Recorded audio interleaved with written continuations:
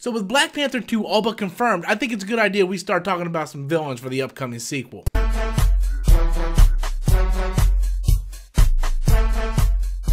Hello everybody, welcome back once again. I'm Robert Storms. If you're finding my channel for the very first time, be sure to go ahead and hit that subscribe button. I want to take this time to thank each and every one of you guys for helping me get over the milestone of 9,000 subscribers. Once I reach 10,000 subscribers, I'll be doing a Black Panther pop figure giveaway whenever I hit 10,000 subscribers. So Black Panther 2 has been confirmed, not officially, but Kevin Feige has said that they do have plans for Black Panther 2. So this had me thinking, let's talk about who the villains could be, because really, there's so many different options. I have two villains I would love to see appear in Black Panther 2, and I'm going to go over those two today. Now, the first one is the one I think is most obvious and the one that could actually really happen, and that is Namor. If you're unfamiliar with the character Namor, he's basically Marvel's version of Aquaman, and personally, I think it would just be funny that Marvel would do their version of Aquaman after the release of Aquaman over in the DCEU. I think the irony in that would just be downright hilarious,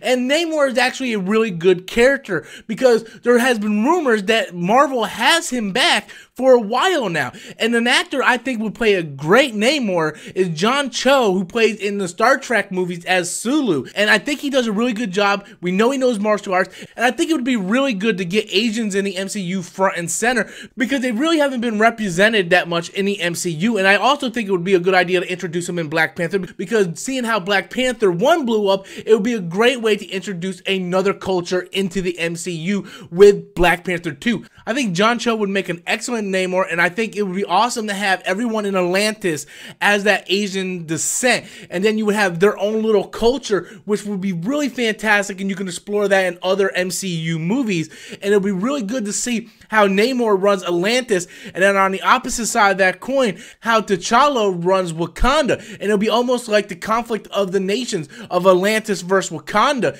and I would really like to see the ideals of both Namor and T'Challa conflict, and I really would like to see that play out on screen. So that is the most obvious choice for me, is to have Namor introduced into the MCU. My second choice, which I think would be awesome, but I don't think it would happen, would be Doctor Doom. And one of the reasons why I think this would be awesome is because if you're unfamiliar with Black Panther, he was first introduced in Fantastic Four number 52.